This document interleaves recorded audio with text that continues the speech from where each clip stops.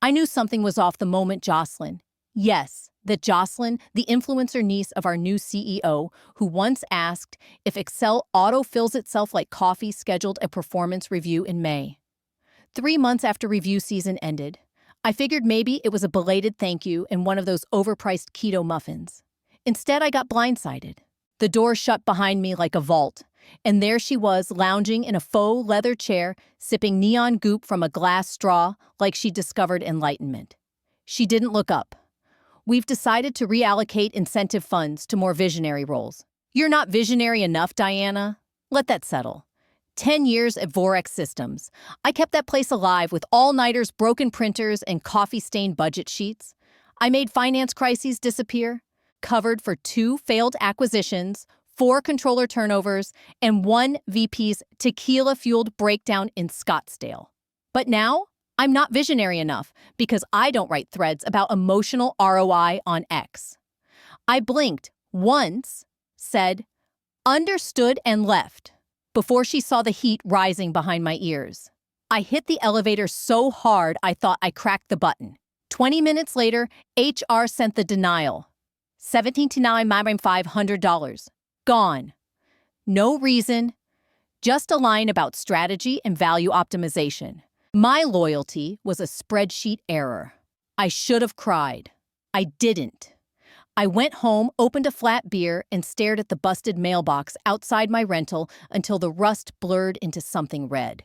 And hey, while I've got you, if you're here just skimming, like it's a soap opera, hit that like button. Maybe even subscribe.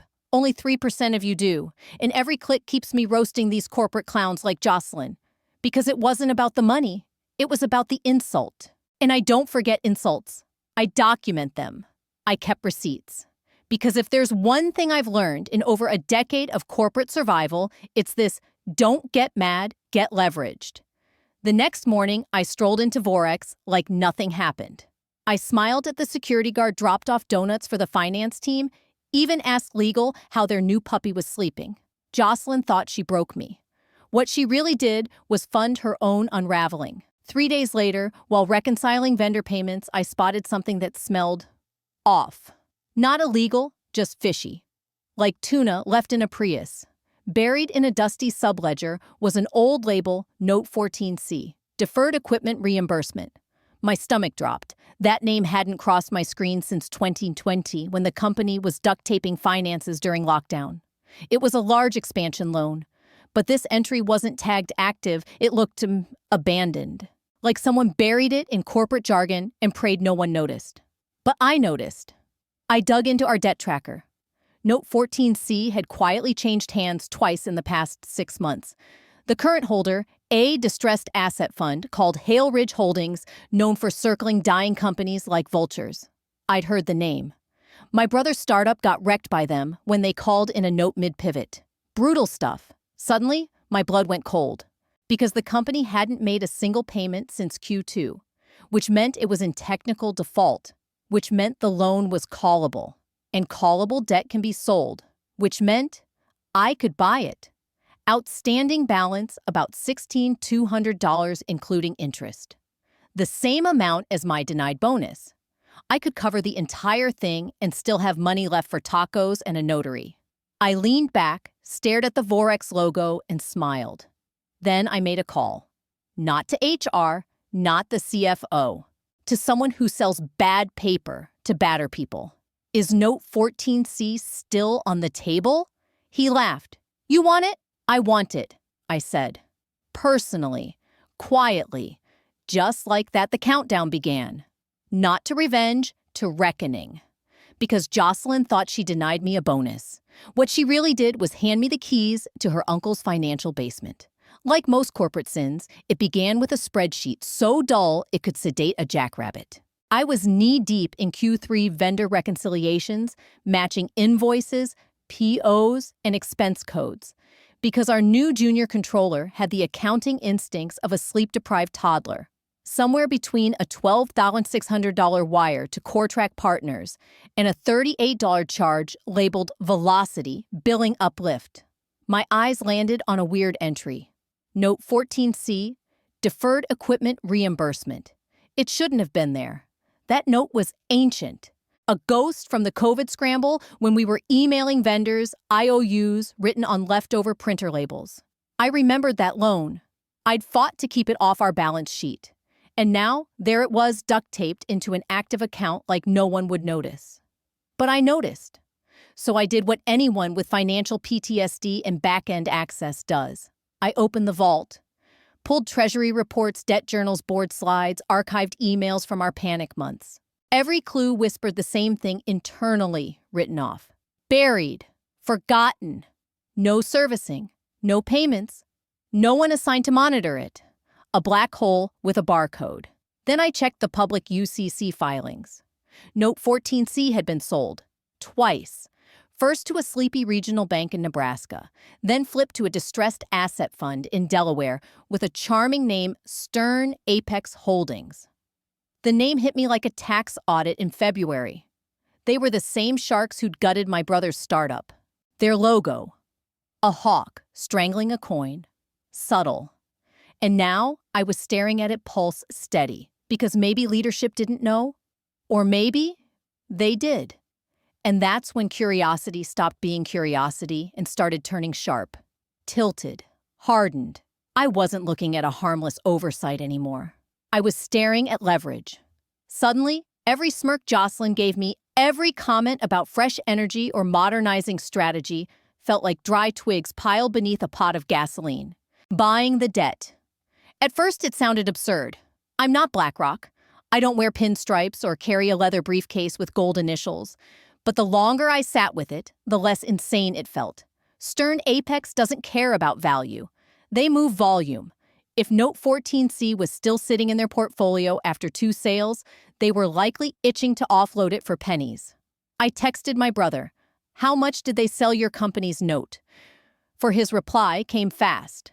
About 0.20 on the dollar. Less if you act broke. I wasn't broke. I was angry, and my denied bonus, $17,500, more than enough to cover the purchase and any legal fees. So I called in a favor from Erin Marks, an old friend from college who traded startup chaos for private debt sales. She moved faster than most lawyers. I asked if she knew anyone at Stern Apex. She laughed. Unfortunately, yes. Want me to reach out quietly. Quiet as a tax audit in August, I said. No names, just interest. They love cash buyers, she added. Give me a day. I hung up, watching a squirrel outside rip through a half-eaten bagel like he was collecting overdue rent. Somehow, it felt on brand, because I wasn't reacting anymore. I was calculating. If you found power in this quiet reckoning, don't miss what's coming next. Subscribe now and be first in line when the next chapter drops. The boardroom isn't done shaking. This wasn't revenge. This was a strategic acquisition, one that came with legal standing board access and teeth. Jocelyn thought she'd pushed me aside. She didn't realize she'd handed me a backdoor into Vorex's financial skeleton, and I planned to walk through it in quiet heels and cold blood. First step, call Vicky. Vicky now works in high-risk asset repositioning, which is just finance jargon for turning bad decisions into billable hours. If anyone could find out whether Note 14C was up for grabs, it was her. She picked up on the second ring out of breath. Pilates? Probably. Diana. God, you're still at Vorex? I thought they replaced everyone over 40 with interns holding ring lights. I skipped the sarcasm. I need to know if Stern Apex is selling a commercial note. ID ends in 14C. Issued in 2020. She paused. Keyboard clacking followed. Some muttering. A bark. Hold on, Bruno off the couch. Okay. Well, damn. It's in the latest batch, grouped with about 50 other non-performers. Probably going to auction in 2 weeks. How much, I asked? 15 cents on the dollar. Maybe 10 if they're desperate. No property backing it, just equipment and unused expansion rights. And right there, numbers clicked in my head like a safe unlocking. Original value, $110,000. Outstanding, $16,200. At 15 cents, $2,430. At $10, just over $1,600. I could buy it with the lint in my coat pocket and a dash of spite. I started to grin, not wide, Just that quiet, sharp smile you get when fate hands you the fuse and the match. "Can I buy it directly?" I asked. "Not a fund, just me." Vicky chuckled. "Only if you've got a shell company and a clean EIN. They don't sell to civilians. I'll figure it out." By midnight, I had. I registered M&R Holdings LLC. The R stood for reclamation. Petty, maybe. Accurate, absolutely. By morning, I filed the paperwork, got my tax ID, and sent it all to Vicky. She looped in Caleb at Stern Apex, a guy who probably flossed with red tape. "Why are you buying this note?" he asked. "Sentimental value," I replied. He laughed. An hour later, the purchase packet arrived, $2,100 flat. I wired the funds before lunch. Clean, quiet, no memo. At 5:42 p.m., the documents hit my inbox. Executed purchase agreement, UCC transfer filing, amended creditor record. Just like that, I didn't just own Vorex's debt, I owned the debt. A delinquent callable loan buried so deep in the ledger, even our CFO probably thought it had evaporated. But the terms still active, still binding, and very clear. The noteholder me had full authority to demand repayment trigger disclosure or escalate to asset seizure. I stared at the signed PDF like it was a sacred weapon. My pulse didn't spike. My breath didn't flinch. I just sat there, letting the weight of it all settle like a velvet anvil across my shoulders. Because as of 5:42 p.m., Vorex Systems owed me and didn't even know it. That night, I poured a whiskey. Neat, no toast, no playlist. Just the metallic churn of my neighbor's ancient window unit groaning like a dying refrigerator. I printed every page of that agreement and slid it into a black binder labeled Leverage. This wasn't revenge. This was a hostile acquisition in low heels. And the first casualty, Jocelyn, that smug little strategist who thought tightening the belt meant gutting the one person who actually balanced the books. She wanted vision. She was about to get a masterclass. Monday morning, I walked into Grayson & Holt, my law firm, in the trench coat I wear when I want to be underestimated. My lawyer, Julia Holt, didn't waste breath. She saw the folder and said, "Let's start with what you bought." We spent the next 45 minutes dissecting every clause terms, defaults rights.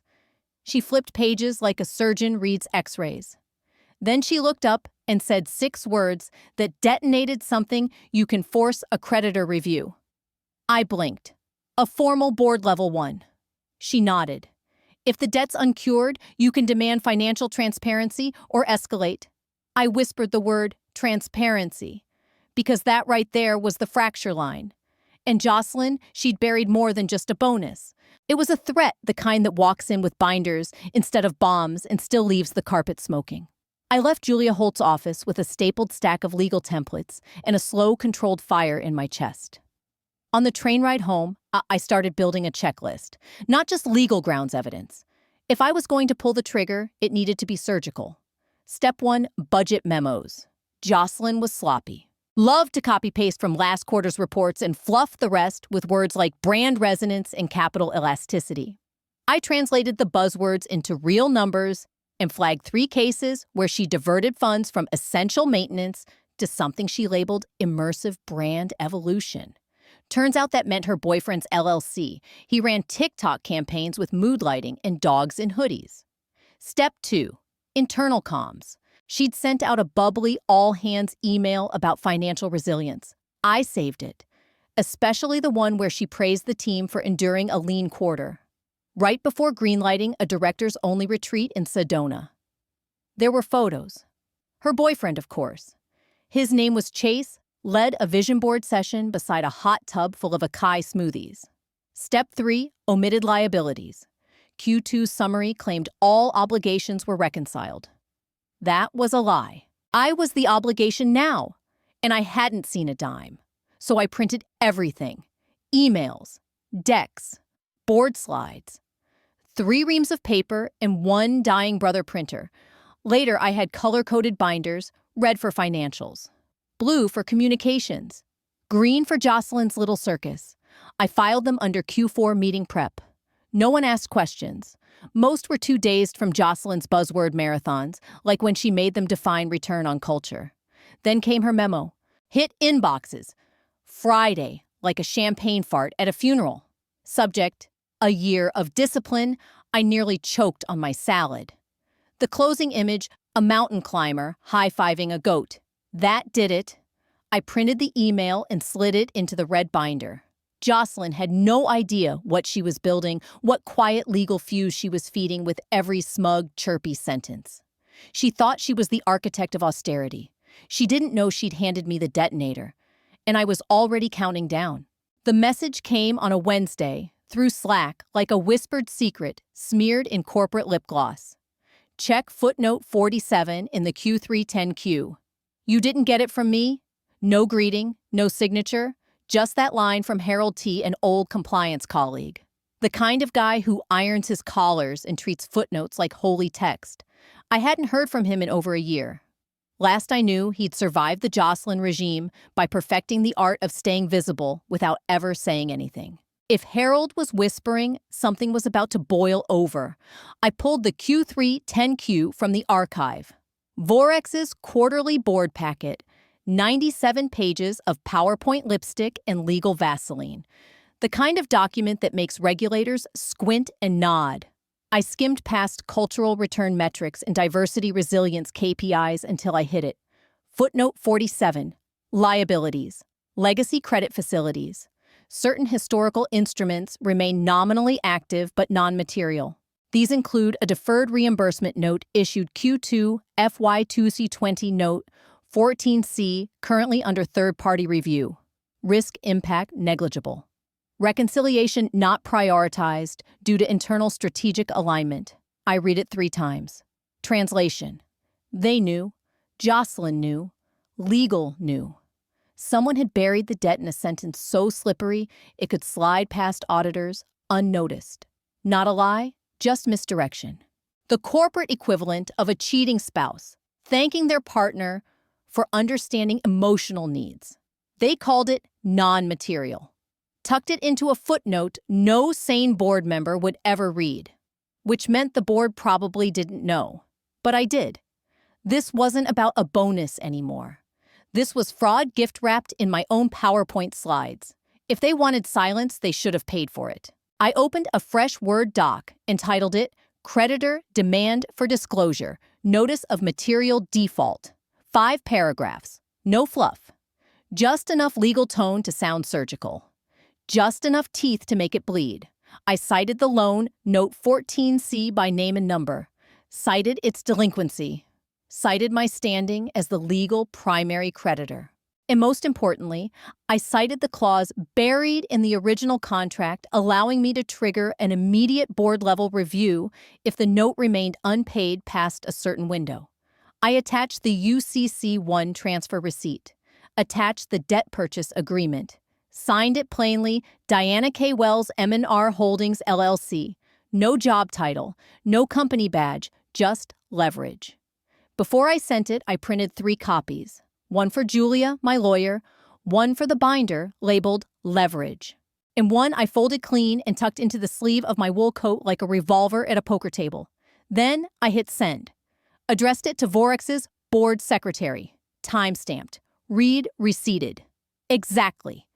9:17 a.m. By 9:42, my phone buzzed. Diana, this is Mark Caro, CEO. Mind if we talk? I hadn't heard from him in 4 years. Not even when I saved his merger rollout in Q3 2020. But now? Suddenly, I was worth calling. His voice dripped with strategic warmth. We'd like to resolve this amicably, I replied. Then I'll see you at the review. Per your bylaws, I expect full attendance. A beat, then a crack in the charm. Does Jocelyn know your position? Not yet, I said. But she will. Silence. Then understood. Expect an invitation by end of day. I hung up. Calm, measured, not vengeful focused. Because this wasn't payback anymore. This was a tumor behind a smile, and I had just lit the X-ray. Mark Caro, Vorex's silver-templed emperor of empty compliments, called me directly at 9:31. Diana, great to hear your voice. he said, like he hadn't demoted me to spreadsheet purgatory 5 years ago. There seems to be a misunderstanding. No, Mark, I replied, calm and cold. There's been no misunderstanding, just misreporting. A hollow chuckle. You've always had such a talent for detail. I'm sure we can resolve this without dragging the board into it. These things can escalate. There it was, the charm turning to pressure. Classic Caro. I'm not burning a bridge, I said. I'm holding up a mirror. He paused, then shifted gears. Well, I do have to mention that internal disputes like this typically fall under employee arbitration. And I'm not your employee, I cut in. I'm your creditor. Silence. The kind that lands hard in the throat. I've attached the debt agreement, I added. Also the UCC filing and formal notice of default. I hit send. Subject line. Please ensure Jocelyn is present. No signature, no pleasantries. Just a loaded email with the fuse already lit. A few hours later, the board secretary responded, pair your submitted demand and the rights under note Vorex Systems will hold a closed-door meeting of the board this Thursday at 2 p.m. All named parties will be present. They'd read the documents. They saw the smoke curling out of the cracks. And now they were scrambling to contain the blast radius. I didn't reply. Instead, I bought a new navy blazer, tailored, structured, nothing flashy. Just sharp enough to remind them I wasn't the woman they once ignored. The next day, I got 3 calls and 2 DMs from senior staff. I declined them all, because I wasn't background noise anymore. I was the woman holding the ledger they forgot to pay. And Jocelyn, she had no idea what was coming. He didn't realize she was about to sit across from the one person who knew exactly how many corners she'd cut, who brought the receipts tabbed and indexed like a financial coroner. By sunset, my binder was packed. My remarks were written, not dramatic, surgical.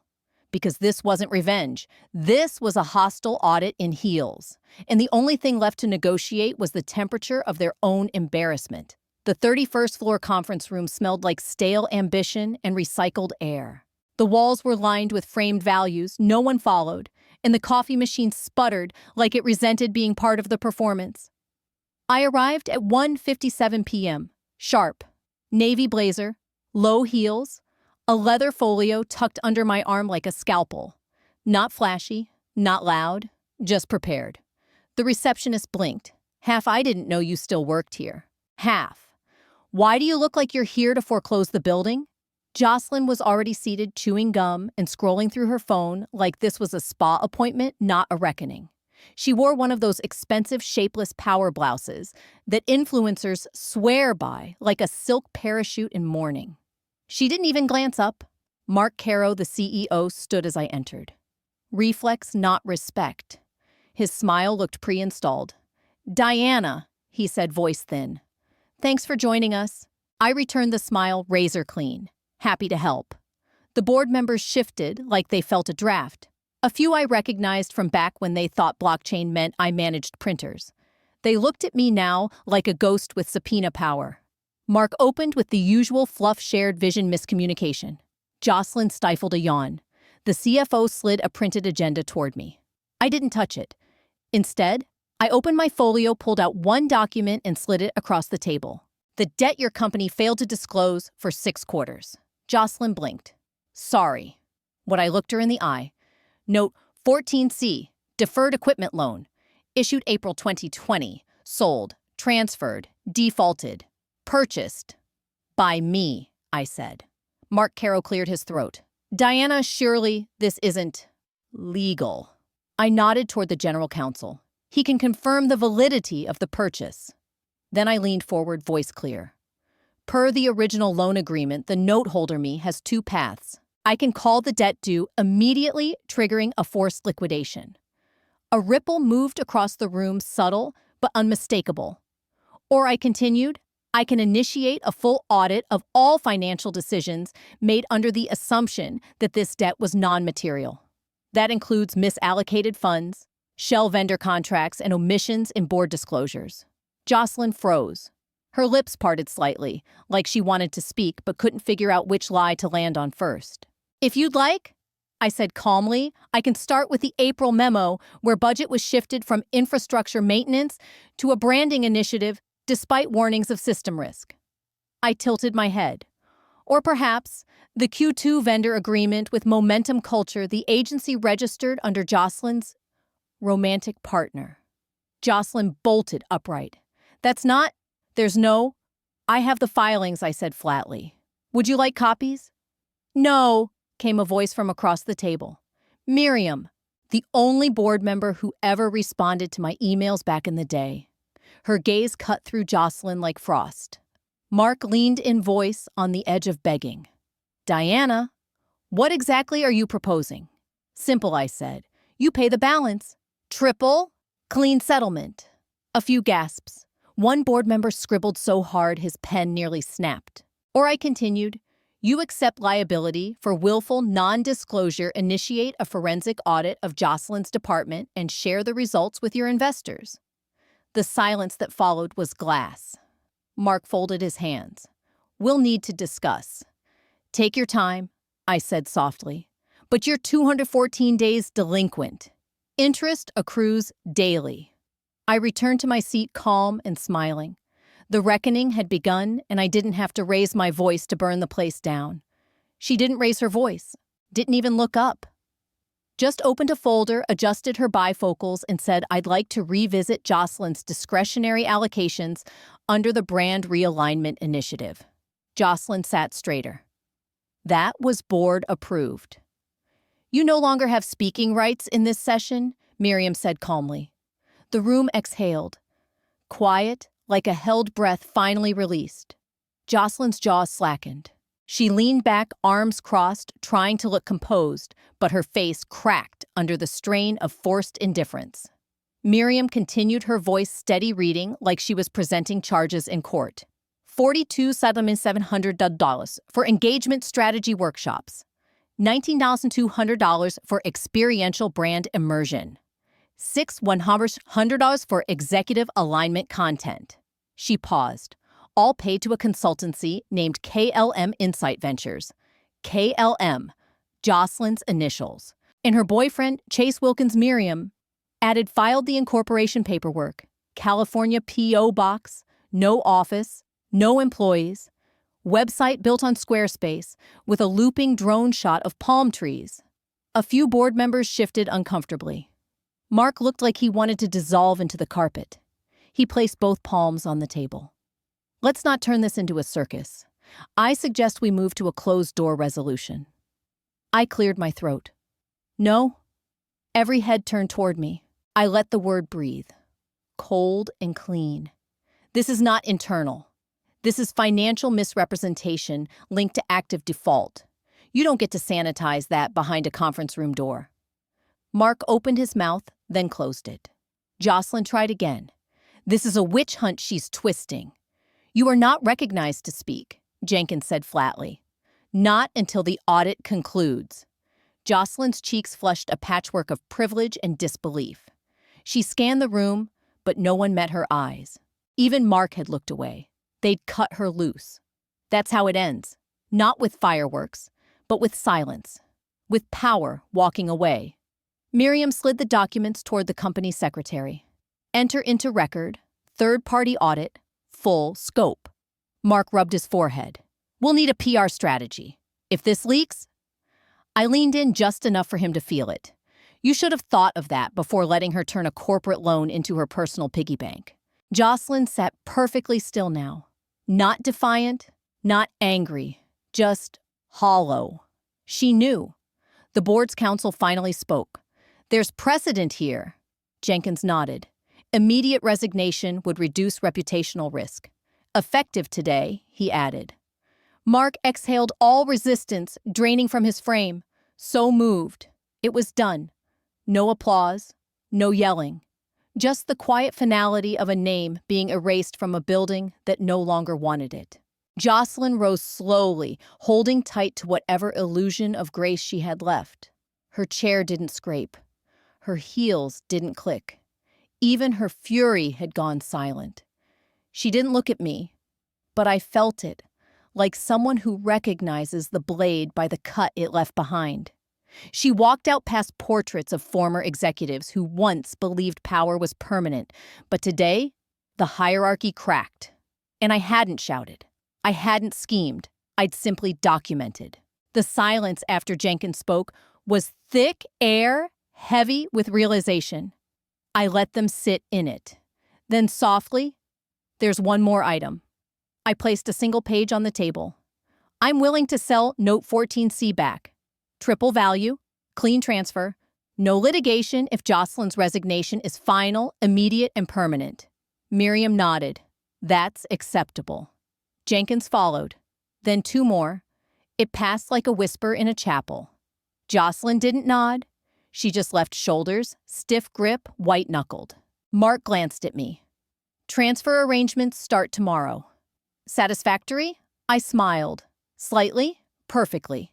No one ushered me out. I was the creditor now. I walked past glass walls that once erased me. And the next morning, coffee strong. Inbox open. Subject line, leadership change. Effective immediately. Turns out my bonus had better timing than they thought. And if you've ever wanted to pull a silent power move of your own, go ahead and subscribe. Your ex-boss might already be sweating. If you've made it this far, I'd love to hear your thoughts. What would you have done if you were in my shoes? Drop a comment below. Your voice matters more than you think. And if you've ever been overlooked, underpaid, or dismissed like I was, let this be your reminder: silence isn't always golden. Sometimes it's the calm before the storm you control. Don't wait for permission to stand up for yourself. Document. Prepare. Then strike with facts, not fury. If this story hit home, share it and subscribe. I promise there's more quiet chaos coming. And trust me, it's just getting good.